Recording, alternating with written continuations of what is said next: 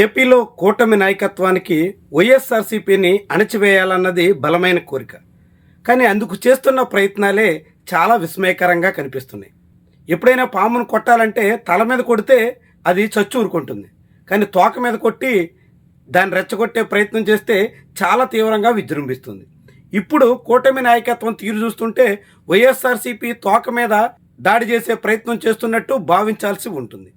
వైఎస్ఆర్సీపీ చెందినటువంటి కీలక నేత, జగన్మోహన్ రెడ్డికి అత్యంత సన్నిహితుడు పూడి శ్రీహర్ లాంటి ఆ పార్టీ ప్రధాన కార్యదర్శిని అరెస్ట్ చేయాలనుకున్నప్పుడు, ఏదైనా కేసులో ఇరికించాలనుకున్నప్పుడు పెట్టే కేసు ఎంత పటిష్టంగా ఉండాలి, ఆ కేసు ఎంత బలంగా ఉండాలి, ఆ కేసులో శ్రీహర్ని చికాకు పెట్టాలనుకుంటే ఎంత తీవ్రంగా కృషి చేయాల్సి ఉంటుంది.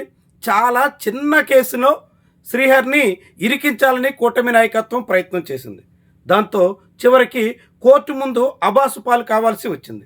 దాదాపు 35 గంటల పాటు కోర్టు ముందు హాజరుపరచకుండా అనేక రకాలుగా వేధించి, ఇతర రకాలుగా వెంటాడి, తీవ్రంగా ఇబ్బందులు గురి చేసే ప్రయత్నం చేసినప్పటికీ చివరికి రిమాండ్కు పంపించాల్సిన పని లేకుండా 41A నోటీస్ ఇచ్చి వెనక్కి పంపించాల్సిన పరిస్థితి వచ్చింది. అంటే కూటమి సర్కారు కేసులు ఎంత బలహీనంగా ఉంటున్నాయో, ఎంత వేగ్గా కేసులు పెట్టి వేధించాలనే ప్రయత్నంలో ఉన్నారో ఎవరికైనా ఇట్టే అర్థమవుతుంది. చివరకు పూడి శ్రీహరికి తాజాగా కుప్పం కోర్టు బెయిల్ మంజూరు చేసింది. నిజానికి ఈ కేసులో శ్రీహరి కన్నా ముందు A1గా ఉన్న రాప్తాడు వైఎస్ఆర్సీపీ అసెంబ్లీ నియోజకవర్గ ఇన్ఛార్జికి కూడా ముందే బెయిల్ వచ్చింది. అంటే A1కే బెయిల్ వచ్చిన తర్వాత మిగిలిన నిందితులందరికీ బెయిల్ రాకుండా ఉంటుందా అన్నది ప్రధాన ప్రశ్న. సోషల్ మీడియాలో ఒక పోస్టులో ముఖ్యమంత్రిని కించపరిచారంటూ పూడి శ్రీహరి మీద ప్రధాన అభియోగం. మార్పుడు పోస్ట్ చేశారన్నది చెప్తున్నటువంటి నేరం.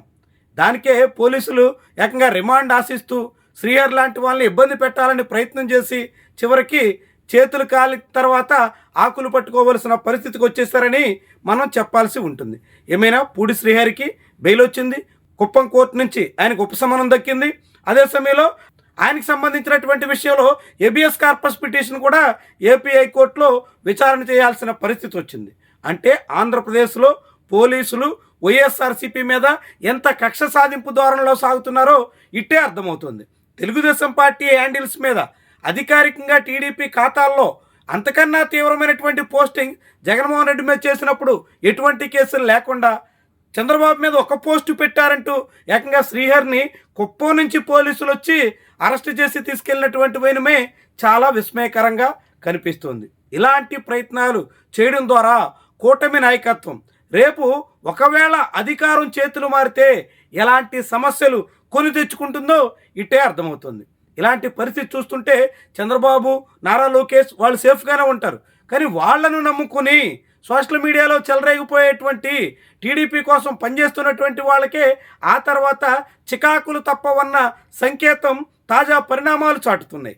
ఇలా ఏదైనా ఒక ముఖ్యమైనటువంటి నాయకుడిని వైఎస్ఆర్సీపీకి మీడియా ఇన్ఛార్జిగా సోషల్ మీడియా వ్యవహారాలు కూడా ఆయనే చూస్తున్నట్టుగా చెప్తున్నటువంటి తరుణంలో అలాంటి వ్యక్తిని, నాయకుడిని అరెస్ట్ చేయాలనుకున్నప్పుడు, కేసులో ఇరికించాలనుకున్నప్పుడు పటిష్టమైనటువంటి నేరాలు, పటిష్టమైనటువంటి కేసుల్లో వ్యవహరించాలి తప్ప చిల్లర కేసుల్లో అరెస్ట్ చేసి చివరికి ప్రభుత్వమే అబాసుపాలయ్యే పరిస్థితి వస్తుందంటే కూటమి నాయకత్వం ఎంత అసహనంతో ఉందో, ఎంత సునాయాసంగా జనం ముందు తేలిపోతుందో మనందరికీ ఇట్టే అర్థమవుతుంది. ఇలాంటి కేసుల ద్వారా ఒక ముఖ్య నేతని ఇరకాటంలో పెట్టాలని ప్రయత్నం చేయడం ఎంత హాస్యాస్పదంగా ఉందో ఎవరికైనా అర్థమవుతుంది. ఇలాంటి ప్రయత్నాలు కూటమి ప్రభుత్వం ఎంత త్వరగా మానుకుంటే అంతగా ప్రయోజనం. ఇలాంటి కేసుల ద్వారా వైఎస్ఆర్సీపీని ఏదో చేసేద్దాం అనుకుంటే ఆ పార్టీలో మరింత ఉత్సాహాన్ని రేకెత్తించినట్టు అవుతుంది.